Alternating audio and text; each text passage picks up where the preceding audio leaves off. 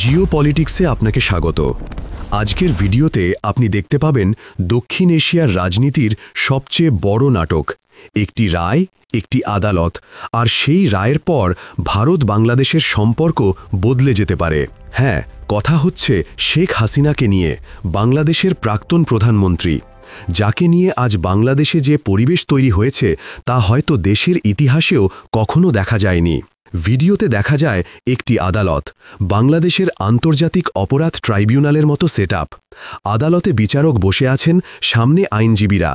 এরপর হঠাৎ বিচারক ঘোষণা করলেন, শেখ হাসিনাকে মৃত্যুদণ্ড দেওয়া হচ্ছে, এবং শুধু একটি সাজা, মৃত্যুদণ্ড। এই কথাটি বলা মাত্রই আদালতের ভেতর থেকে আইনজীবীরা তালি দিতে শুরু করে, কেউ কেউ দাঁড়িয়ে উৎসব করে। এমন অদ্ভুত দৃশ্য যে মৃত্যুদণ্ড ঘোষণায় হাঁকডাক, উল্লাস স্বাভাবিকভাবে কোনো আদালতে দেখা যায় না। অনেকে বলছেন এই রায় একেবারেই রাজনৈতিক, সাজানো, পরিকল্পিত। কেন শেখ হাসিনার ওপর এত বড় অভিযোগ? বাংলাদেশ বলছে 2024 সালের গণবিক্ষোভের সময় মানবতাবিরোধী অপরাধ, গণহত্যা ও হত্যার দায়ে শেখ হাসিনাকে মৃত্যুদণ্ড দেওয়া হয়েছে। অন্যদিকে শেখ হাসিনার সমর্থকরা বলছেন এটি পুরোপুরি একটি লিখিত মামলা, রাজনৈতিক প্রতিহিংসা।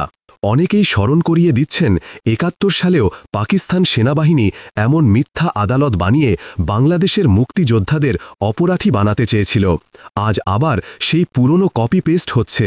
রায় ঘোষণার পর বাংলাদেশ সরকার সরাসরি ভারতকে বলেছে, যেহেতু আমাদের আন্তর্জাতিক ট্রাইব্যুনাল শেখ হাসিনাকে মৃত্যুদণ্ড দিয়েছে, তাই ভারত যেন তাকে দ্রুত বাংলাদেশে হস্তান্তর করে।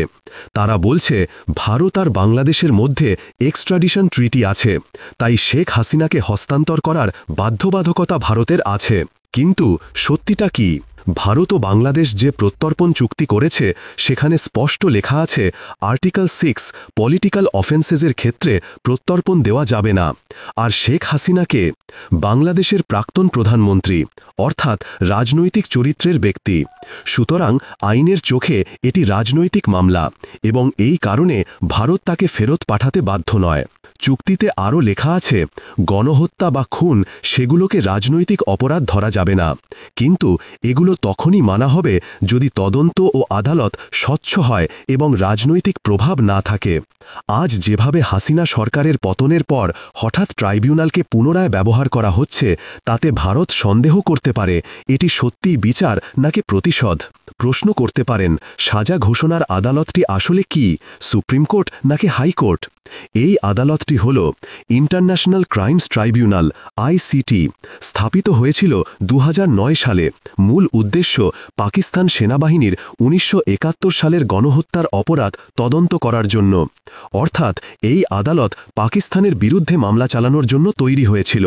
কিন্তু আজ সেই আদালতেই বাংলাদেশের প্রাক্তন প্রধানমন্ত্রী শেখ হাসিনাকে মৃত্যুদণ্ড দেওয়া হচ্ছে।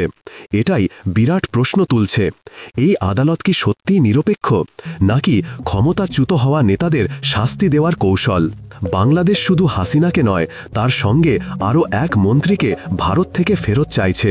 এমনকি তারা বলেছে ভারত যদি তাদের আশ্রয় দেয় তবে এটা অপ্রত্যাশিত এবং সম্পর্ক নষ্ট হতে পারে, অর্থাৎ সরাসরি হুমকির মতো বক্তব্য।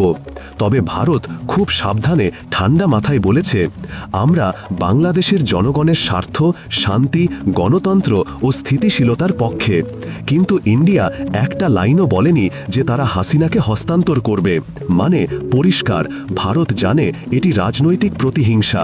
ভারত আরও জানে, যদি একজন রাজনৈতিক নেত্রীর বিরুদ্ধে প্রতিশোধমূলক মৃত্যুদণ্ড দেওয়া হয় তা বাংলাদেশকে আরও অস্থিতিশীল করবে। সম্প্রতি শেখ হাসিনাকে জিজ্ঞেস করা হয়েছিল, মার্কিন যুক্তরাষ্ট্র কি তার পতনের পেছনে আছে? তিনি উত্তর দিলেন, প্রমাণ আমার কাছে নেই, কিন্তু সময় সব প্রমাণ করবে। তিনি আরও বলেছেন, মোহাম্মদ ইউনুস আমেরিকান রাজনৈতিক মহলে খুব জনপ্রিয়। হয়তো আমেরিকা মনে করেছিল তিনি ভালো শাসক হবেন, কিন্তু এখন তার মন্ত্রিসভায় অনেক উগ্রপন্থী নেতা যোগ দেওয়ায় পাশ্চাত্য উদারপন্থীরা ভয় পাচ্ছে। হাসিনা সতর্ক করেছেন, যদি বাংলাদেশে গণতন্ত্র সঠিকভাবে না ফেরে তবে বাংলাদেশ খুব সহজেই পাকিস্তানের মতো হাইব্রিড শাসন ব্যবস্থায় পরিণত হবে, অর্থাৎ বাইরে গণতন্ত্র, ভিতরে লুকানো সামরিক নিয়ন্ত্রণ। এবং দুঃখজনকভাবে আজকের পরিস্থিতি দেখলে মনে হয় তার এই সতর্কতা সত্যি হতে পারে। যদি বাংলাদেশে উগ্রপন্থী রাজনীতি বাড়ে, সংখ্যালঘুদের ওপর হামলা বাড়ে, ভারত বিরোধী শক্তি ক্ষমতায় আসে, তাহলে এটি ভারতের সীমান্ত নিরাপত্তার জন্য বিরাট সমস্যা হবে। অতএব ভারত স্বাভাবিকভাবেই চায় বাংলাদেশ স্থিতিশীল ও গণতান্ত্রিক থাকুক। তাহলে সামনে কি হতে পারে? তিনটি সম্ভাবনা আছে। 1.